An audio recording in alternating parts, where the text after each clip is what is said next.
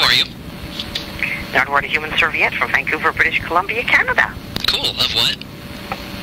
From CITR, UBC Radio, and I also do freelance interviews for different publications like Razor Cake Fanzine and Rocktober Fanzine and Charge Magazine in Canada, and I also like videotaping interviews when I do them in person, and I put them on my website or give them to various cable access sort of TV stations, and the word sort of is because there aren't too many left on the cable access variety. And also I play in a rock and roll band, The Evaporators, and also play in a mysterious band called The Goblins. Not the confused with Goblin or the other The Goblins. Interestingly enough, there's a goblin in every town. Okay. A legendary Italian band called Goblin. There's The Goblins from Chicago. Interestingly about that, too, is that Jake from The Goblins in Chicago runs Rocktober Fanzine, and that's how basically I met him, because he came to a gig in Chicago to see a band, and it turned out this band called The Goblins were opening, and he was in a band called The Goblins, and so he ended up befriending us, and next thing you know, we are actually doing an 8-track release with Jake from The Goblins. Wow, it's all coming together, and then he invites me to write for October Fanzine. So he's The Goblins from Chicago. We are The Goblins from Vancouver, and there's also Goblin Cock and another band called Goblins. I just encourage, like, the more goblins, the better. More confusion, the better. We actually have a quite literal goblin in Fort Worth. He's kind of rolls around. Quite literal goblin? No, there's just a goblin, an actual goblin. Oh, just goblin. No, a goblin, like a little monster that rolls around. It's terrifying.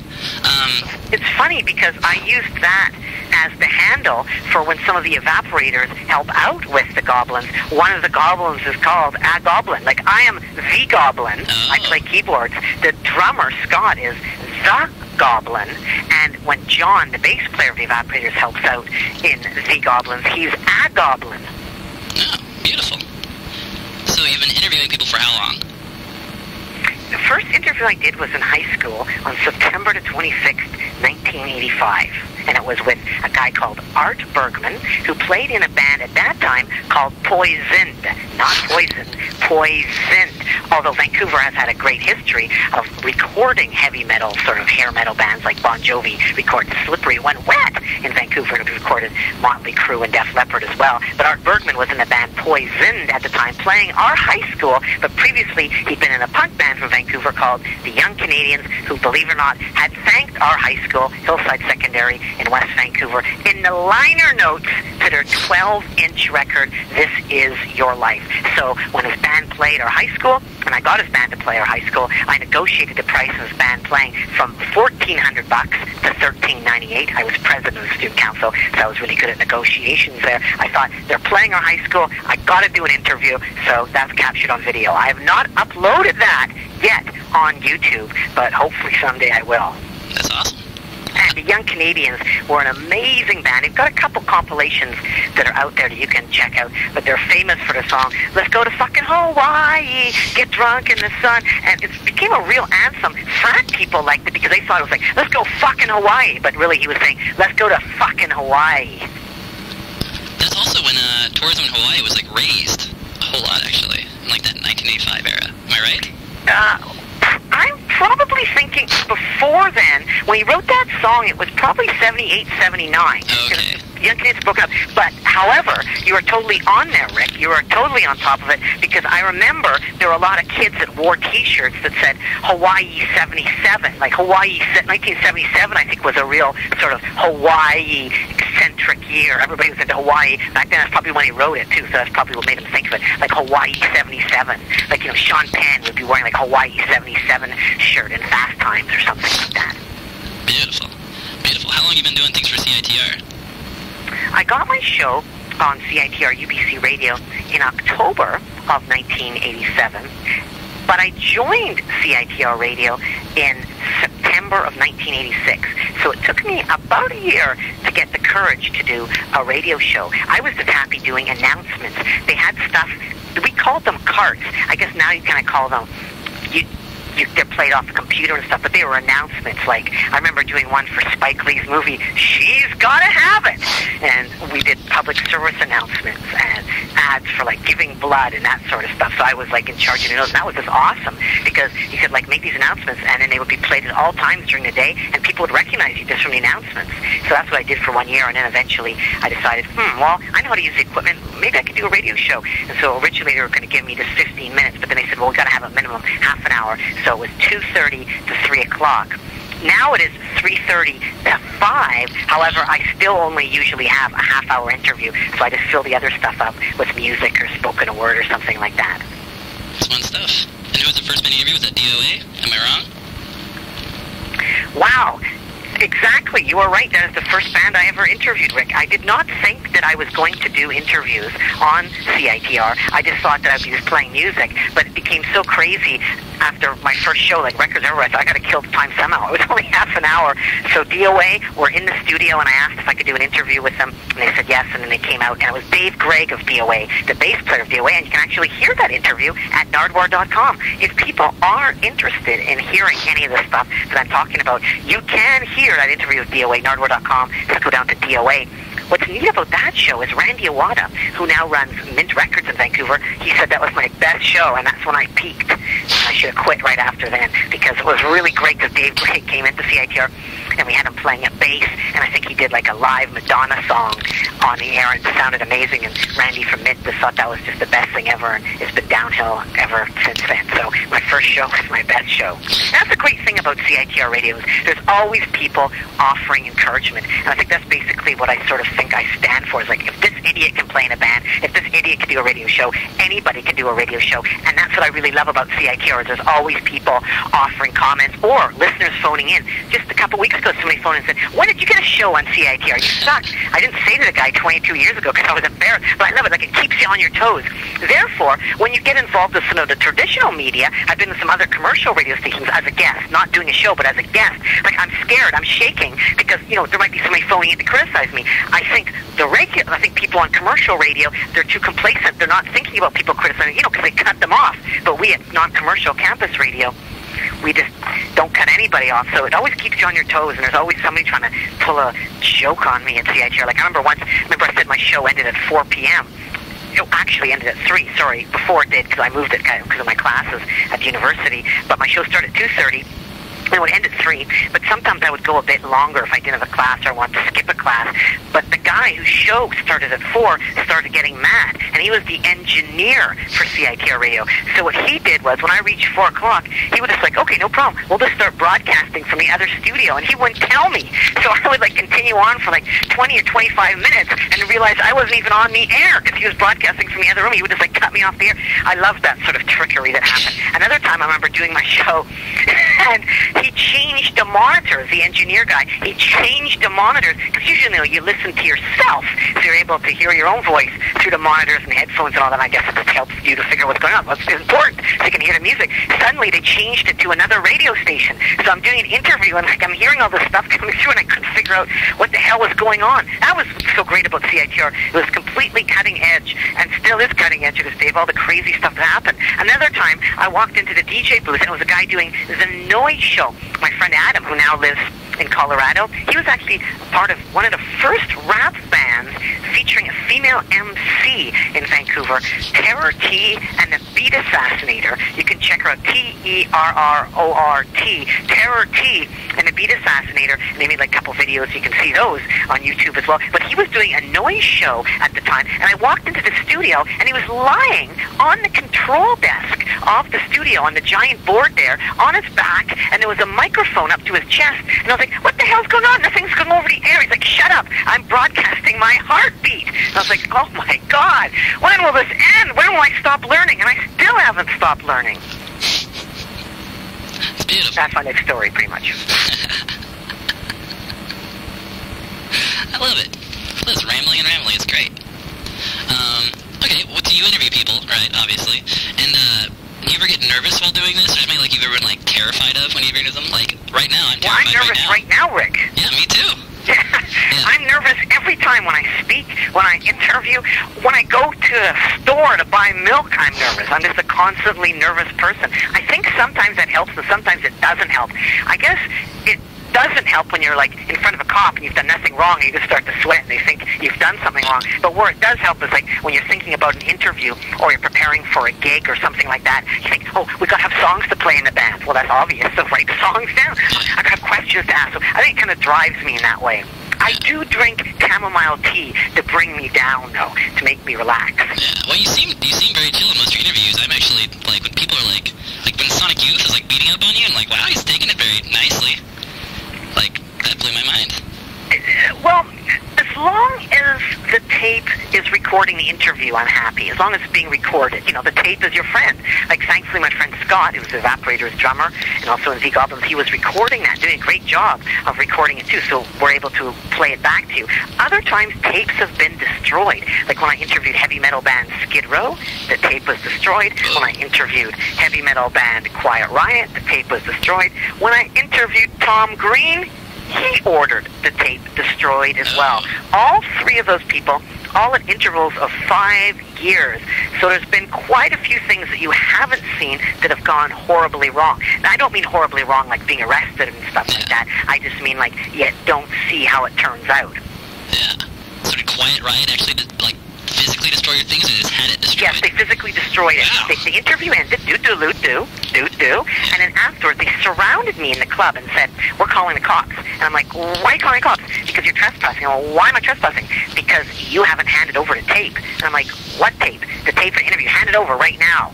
And so I said, no, I don't hand over the tape. So they called the cops, and they called in a description of me. They said, there's a guy here dressed head to toe in plaid, and he's got his buddy with him. My buddy, Mr. Plow there, was filming, and he was wearing like a Jason hockey mask, you know, like the Quiet Riot hockey mask. So we've got a guy here dressed head to toe in tartan, and a guy with a Jason hockey mask here at Graceland Club in Vancouver, coming to arrest him for trespassing. And I'm like, oh, God, I don't want to be involved with the cops. So I said, okay, I handed over the tape. And then they chased us down the street, the Quiet Riot heavy metal guys, and then the cops showed up afterwards looking for us, but we were gone at that point. But yes, they actually wanted the tape back because they thought I was embarrassing them. I was just joking with the guy. Wow. Kevin Dubrow, and rest in peace because he's dead now. Quiet Riot, wasn't that the band the Misfits chased down the street at one point? That was Def Leppard. No, are you sure it was Def Leppard? Yes, I am sure it was Def Leppard because... I think it was actually, because it was a band that has Tommy Lee in it.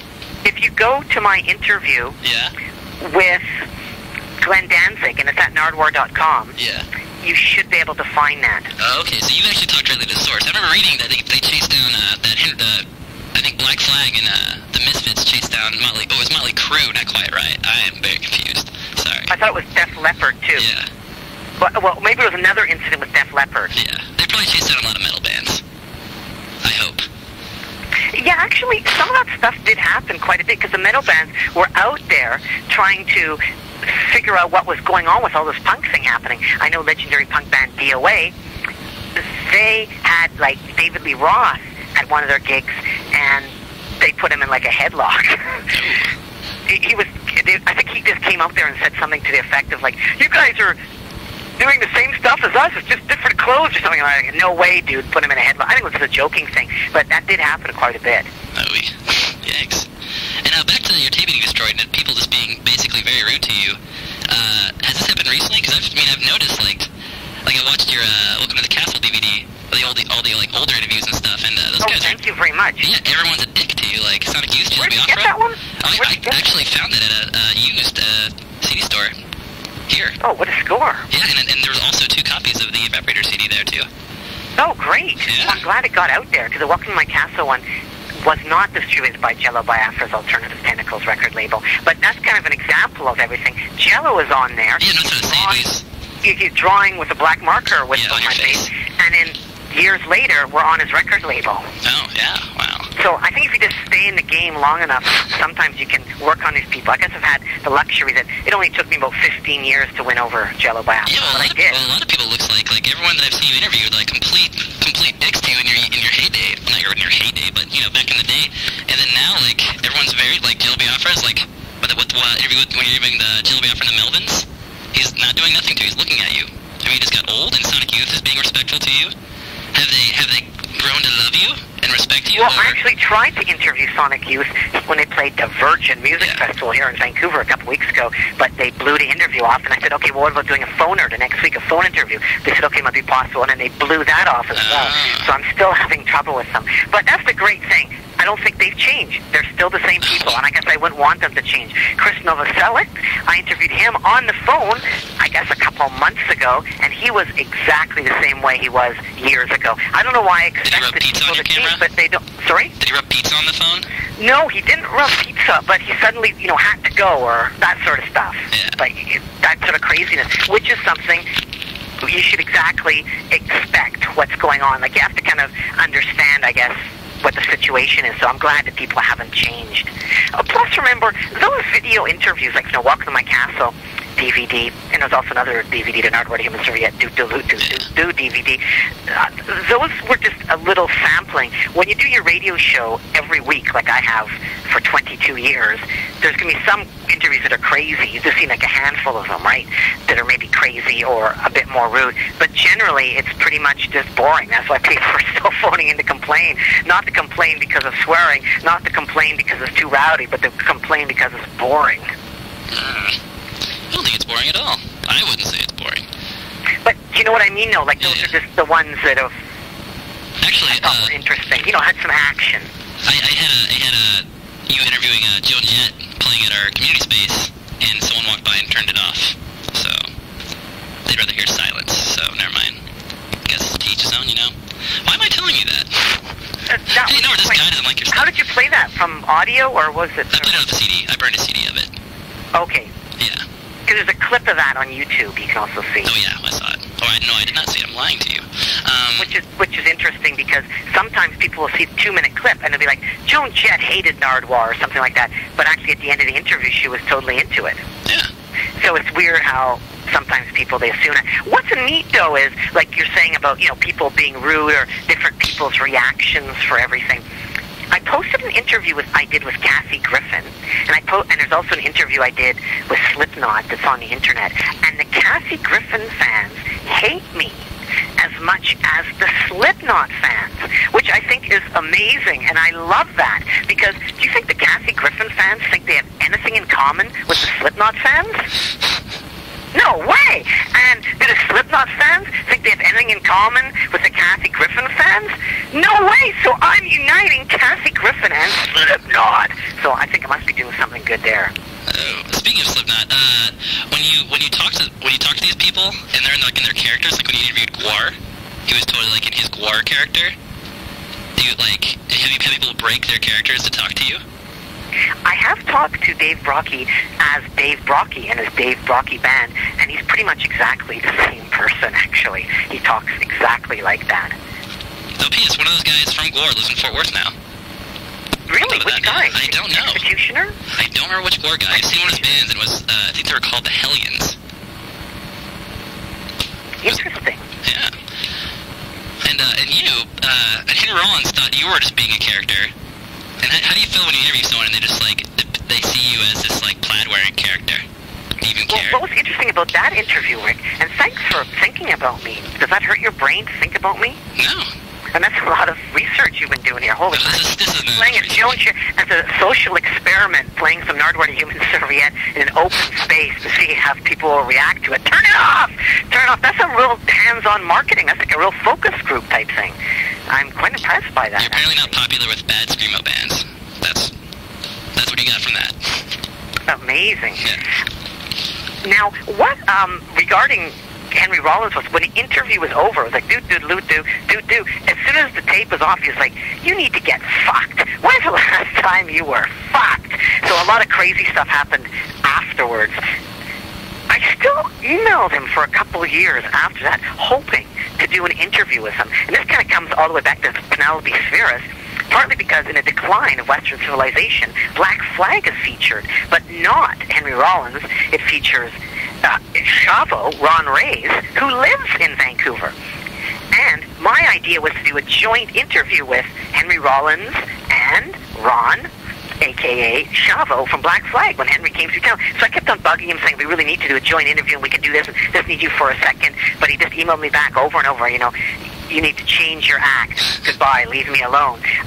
I kept emailing him, and a couple years later, he emailed and said, Ian Mackay of Fugazi showed me your Iggy Pop interview. Let me listen to your Iggy Pop interview. That was some good shit, but you still need a new shtick, and don't ever bug me again.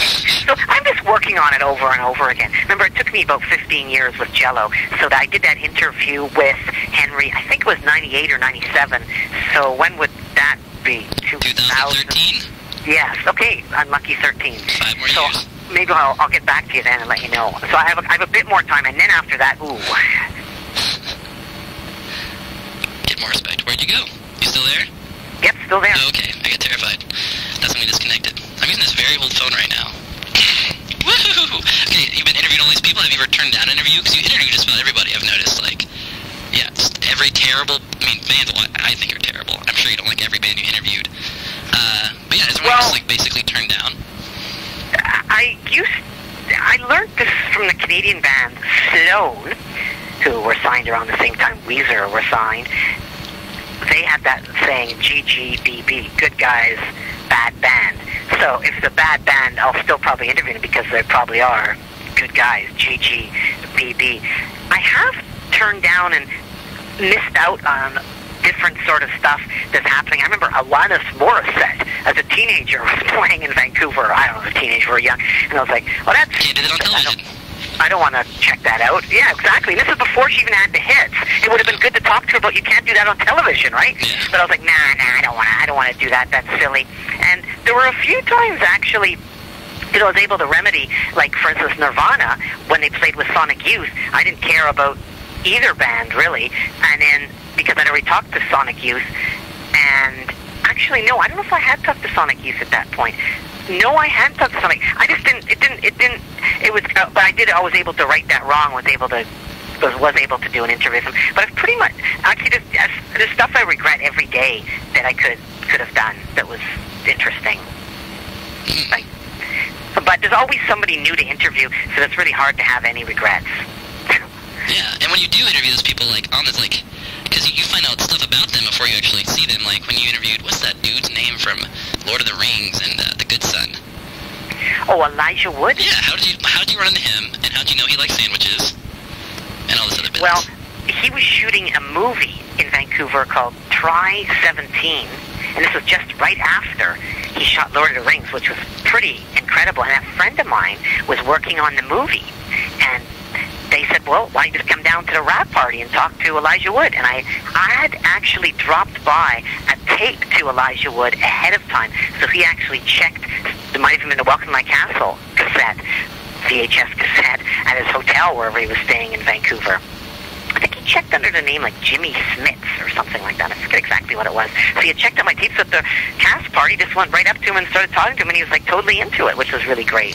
So he had actually been familiar with a bit of my stuff, and that sometimes helps when at least somebody approaches it with a positive attitude.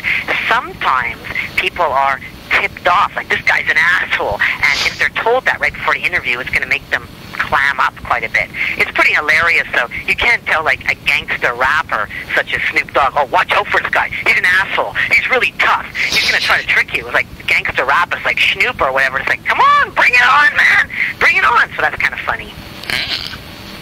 And Snoop Dogg and Dropkick Murphys and Sonic Youth has stolen things from you, right? But they even, actually, does Snoop Dogg ever get back the stuff he stole from you? No, and I'm quite upset about this. He just played in Vancouver 2 weeks ago, and I went down to the gig. They said he would do an interview. I came back later to the gig, and he blew off the interview, even though he said he would actually do the interview. I've tried to interview Snoop 8 times, and I've only got to him 4 times. It's especially disheartening because the last time I talked to him in 2007, he said the next interview we're going to do is at my house, and you can have all your stuff back. Well, here we are in Vancouver. I can't even set an interview up with him. There's been like 3 interviews since then I've tried to do with him, and he's blown me off. He has a Cassius Clay record of mine, Muhammad Ali, and he also has a Whispers record, like a soul R&B band from the 60s at his place. And a Blowfly record, too. But I'm happy to report I've been talking to Snoop about Blowfly for years and years and years, and Snoop did steal my Blowfly record, that Blowfly finally hooked up with Snoop Dogg. Tom, Uncle Tom, Blowfly's manager and drummer, emailed me the other day to say they finally met Snoop Dogg. They went on Snoop's bus and they partied with him for a couple hours. So maybe that signifies the end. Maybe I will not go after Snoop Doggy Dogg anymore because my goal has been achieved. Blowfly is running now with Snoop Dogg. Excellent. So your stuff might just show up at your doorstep one day. Crossing your fingers. Maybe he'll read this and he'll do that. Well, he said I would have to go to his house to pick it up, but I can't even, get an interview with him in Vancouver. Just drive to his house. Come on, what's that drive? It's nothing. Well, I was studying his reality show to try to figure out where he was living so I could actually go there. What is neat about this whole thing was the one day when I thought I'd be able to, maybe go down to LA and meet him, he was busy, ironically enough, doing an interview with Canadian television during the intermission of a hockey game of the Anaheim Mighty Ducks. It was the Anaheim Mighty Ducks hockey team that were playing, and the Canadian sports announcers did an interview with Snoop in the stands. You can actually even watch that on YouTube, and he did a little rap to the announcer, which was pretty amazing. But that's why Snoop was busy that day. He was at a hockey game. It's kind of ironic. The one day when maybe I could make it down there, he's busy at a hockey game. That's wild. Wild business. I can't believe I said that. That's wild. Okay, back to me, talking to you. Playing a band at all, Rick? Not one that tours. I go on tour with bands. I don't really have my own What band did you go on tour with? I went on tour with a band called Best Friends and a band called Brick Fight that you probably never heard of. Best Friends you might have heard of. Possibly. Sorry? Say again? Brickside? Brick Did Fight. you tour up here to Canada or No, they did Seattle not. or anything? Nothing like that. They're too little. Portland? Portland. Best Friends played in Portland. That's Friends Whereabouts? spelled F-W-E-N-D-S. Yeah, I love that. Best Friends. I love that. It's Yeah, that's a awesome. good band. They went on tour with Matt and Kim. If that means anything to you. Yes, signed to the Fader record label. Yeah, there you go. We went on tour with them. Yeah, okay, all your information you get before you talk to these people, and amazing in a very short amount of time. Are you willing to mention how that happens? Oh, well, if I have to do an interview with Matt and Kim or coming to Vancouver possibly, who would I talk to? You can talk to me. Yes, exactly, you, Rick. So usually through connections Yeah, like that's what I that. assume. Here's that DIY punk rock connection. That's what Totally. I gathered. And that's usually what's the best, right? Yeah. And for instance, when I interviewed Glenn Danzig, I was thinking, how can I get some good questions for Glenn Danzig? I talked to Mike Lavella from Gearhead magazine, and he used to live in Pittsburgh, and he had been a big Misfits fan. In fact, had been over at Glenn's house, and Glenn had offered him Misfits t-shirts and stuff. So he had tons of information. And then Mike Lavella said, well, you should talk to Tim Kerr, legendary punk rocker, the Big Boys. So I talked to Tim Kerr. From Austin. Yes. And another connection, actually, regarding Texas and all that. When I interviewed Paul Cook of the Sex Pistols, I found out through my friend Grant Lawrence from the rock and roll band The Smugglers, when the Smugglers were on tour, they had met a band called the Sons of Hercules from Texas, whose lead singer, Frank, was in a band called The Vamps, who actually opened up for the Sex Pistols in Texas. So I was able to ask Frank from The Vamps and Sons of Hercules about the Sex Pistols show in America. So yes, totally, just from the indie rock connections that exist. That's what I hoped and figured. I actually asked somebody who does interviews how they prep for that. They said, just look at the Wikipedia page. And I was like, but you're asking things that people already know about. So. Well, Wikipedia is useful because it shows you what not to ask. Yeah. Oh, good. I should have did that. What is your real name? No, none of that. Way back in the day, when you throw magazines at people, like, where do you get these magazines? Do you subscribe to all these magazines, or you just grab whatever you see with a person you might have an interest? Well, I was mentioning Snoop Dogg. The Whispers record was actually my friend Adam, the beat assassinator from CITR, who was into the Noise Show and doing the Noise Show. So I borrowed his Whispers record to bring to that interview. So it's actually, a lot of the stuff is not mine. That's why it's really painful when Snoop takes it. Lately, I've been buying records myself, so if they get stolen or broken, I don't have to say something was stolen or broken to the person. Because Adam was pissed when that Whispers record was given away. Was that your Young Man record that was broken? And the Sonic Youth thing, which is kind of interesting, was I thought they had recorded, this was when I interviewed in 1991, I thought they had recorded a version, that's amazing, you mentioned that again, Rick, yes, of Charlie Brown. And I thought, well, they recorded at Conrad Uno's in Seattle, Charlie Brown. The Northwest had such a great punk scene in the 60s with like the Sonics, the Wailers, the Kings, and all those bands. And there was also a band called the Young Men that did a version of Charlie Brown, but Charlie Browning, about a University of Washington Huskies football player. So I thought if Sonic Youth recorded a version of Charlie Brown, they'd be interested in obscure local reading of that called Charlie Browning. So I brought that record, which my friend Ed, a record collector who I met at CITR, had given me because he had a double. So I brought it to Sonic Youth. They didn't even listen to me, and they broke the thing. Years later, by fluke, I found another copy of that record at a Bellingham Value Village. Now, the story just keeps going on and on. When I was prepping for my interview with Sonic Youth, which was just canceled a couple weeks ago, which I hope will happen, I ended up contacting Jack Endino, legendary producer, who recorded Nirvana amongst all the other bands like Murder City Devils and stuff like that. And he said that he actually was at the studio when Sonic Youth were recording the song, supposedly that I thought was Charlie Browning, in Seattle, Washington, with Conrad Uno. So it was Jack and Dino, so they're really nice people, Jack and Dino and Conrad Uno, and it was an Alice Cooper song they recorded, not Charlie Brown. So it's taken me that many years to figure this out. You know what But I only found that out because I was going to do another interview with Sonic Youth. Oh. But it didn't think, I could have asked Jack and Dino a couple weeks ago about that. Now, you might also think, well, there's no lead. The leads just keep coming. You know, there's no end. You know, completely on the side, I lost all respect in Alice Cooper once he hung up on you. Just saying. I loved Alice Cooper up to that point. Well, yeah, what's weird about that is afterwards somebody said, Nardwuar, you shouldn't have mentioned golf. If you mention golf, he's going to hang up. And I thought to myself, wait a second. Okay, if he doesn't like golf, then I wish somebody told me. I would have put it as my last question. But nobody told me that he didn't like golf. That's what somebody said, why he actually hung up. Now, this kind of goes back again to the connections. You're talking how I get information. Ronnie from the band The Muffs, who dated Lisa Marr from the rock and roll band Cub from Vancouver, British Columbia, Canada, and also married Lisa Marr for a bit, and she now lives in L.A. and hangs out at the Echo Park Film Center, which No Age hang out at. Again, just keeps going on and on. Ronnie actually had tipped me off. He gave me information on my Gene Simmons interview because he talked to Pat Fear from the band White Flag, who told Ronnie that Gene Simmons has a huge collection of Fresca. Like, he just loves Fresca, and has tons and tons of Fresca in a giant warehouse. Like, not just one, but tons and tons of Fresca. So I was able to ask that to Gene Simmons. And in a weird sort of twist, Ronnie knows all my interviews because I always bug him asking him stuff.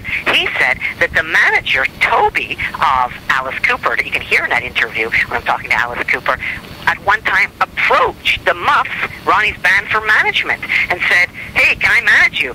And Ronnie said, hey, you're Toby. I once heard an interview you did with Nardwuar, that Alice did with Nardwuar. What happened there? And the manager said, I didn't know where that was going. And then that's why apparently they hung up. Maybe it wasn't the golf. They just, quote, didn't know where it was going. Thought you were a jokester. And what you're not. What else? No, I love fun. I'm a jokester, and I'm willing to take anything if I can. But yeah, I'm very serious and stupid. Like, I don't realize things are in danger. Like, as I was mentioning to you about the band Quiet Riot, the band Skid Row did the same thing. Sebastian Bach, a fellow Canadian, the interview wasn't going too well because I was asking him about bands he didn't like. For instance, I was asking about the band Warrant, and he's like, why are you talking about bands that aren't my own band? Why don't you ask some questions about my band? And then he reached over to my head, grabbed the toque that was on my head, and chucked it across the room, and then said, I'm going to beat you up for fun. Now, after saying that, he said, give me the video camera. And I gave it to him and goes, where's the eject button? And I thought he was just taking out the tape to autograph or something. I was like, oh, the eject button is like right there. He takes it and whips it across the room, and then it breaks the tape from the interview. So I am really seriously stupid for some things. Like, I'm so oblivious to what's going on. Yeah. Hey, happens to everyone, you know? But, like, it's Skid Row. If a guy's angry, you don't show him where the eject button is on the cassette deck, do you? Or the TV, on the video camera?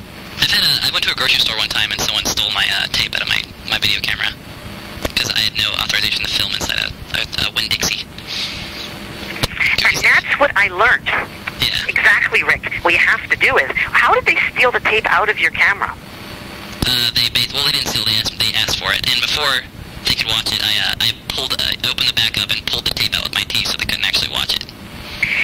What I learned to do after the Skid Row incident was, when I say hand over the tape or they want to inject it or whatever, is always bring a fake tape to the interview and have it half the way wound up, you know, with a label on it. Like, for instance, yours would say Safeway supermarket footage. So if you think you're going to get in trouble, you fumble and then give them the fake tape, and then they can destroy it that way. So after the Skid Row incident, I would bring a fake tape with me. So if somebody asked for it, I would give it to them. Never had to. So I stopped bringing the tape, but then 5 years after the Skid Row incident, it happened with Quiet Riot, and I didn't have the tape. And then after Quiet Riot, I was like, okay, this is never going to happen again. It happened with Tom Green. So I recommend always bringing a fake tape. It's always important to have a fake tape. Nowadays, though, my camera that you told me to take photos of myself with, I don't have right in front of me, has like HD video on it. So if somebody does take my tape, at least now I can film them taking my tape. Yeah, love it. Okay, I got 8 more questions. Okay, what's different about this Razor Cake interview you did opposed to the other ones? Big difference, I've noticed. What, this is for Razor Cake? Yeah. Oh. What's the difference between this? Well, not the interview you did with the guy from Rage Machine is different than the other ones because there's a new artist. What happened to Mitch Clem from Texas? Oh, I thought you meant you're interviewing me. No. This, I thought you were going to say, like, this is your life.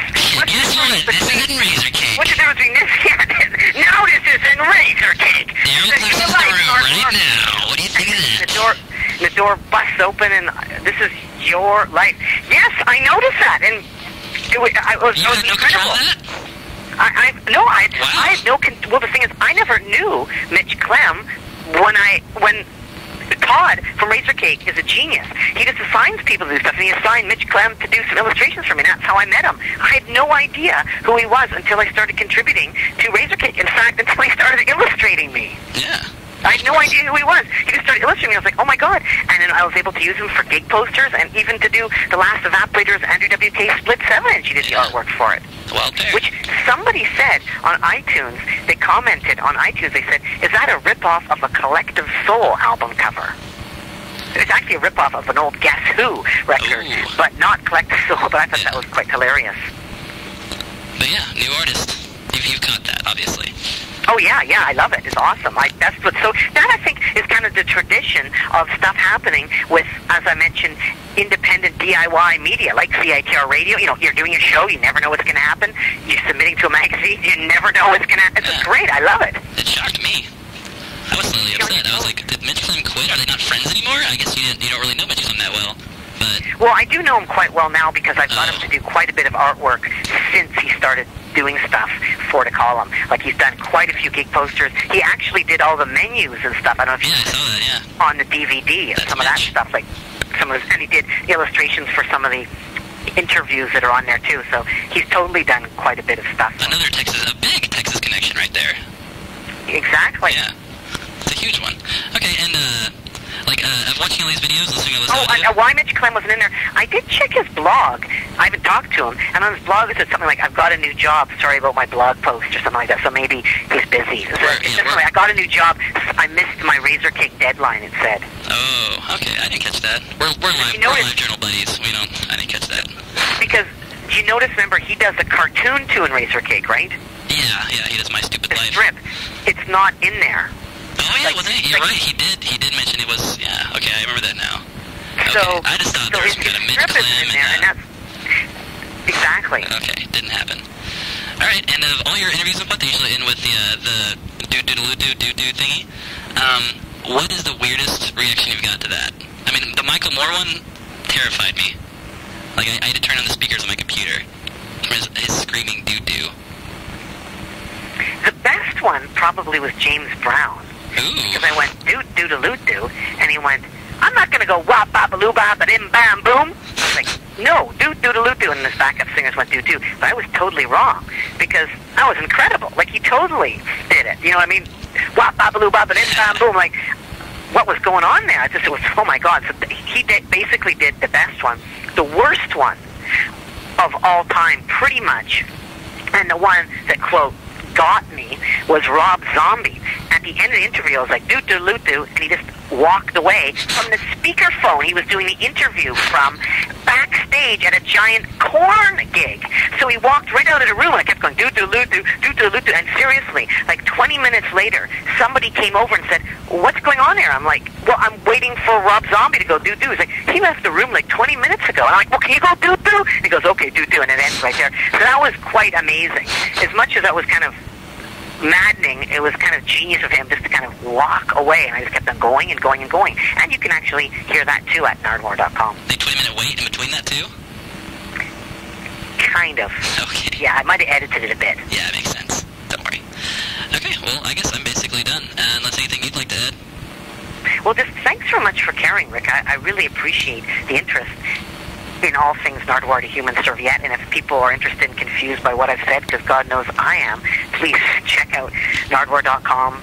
Also, you can check out Nardwuar on Twitter, and there's also clips on YouTube, but everything is linked from my own website there, and keep on rocking in the free world, and doodle-doodle-doo.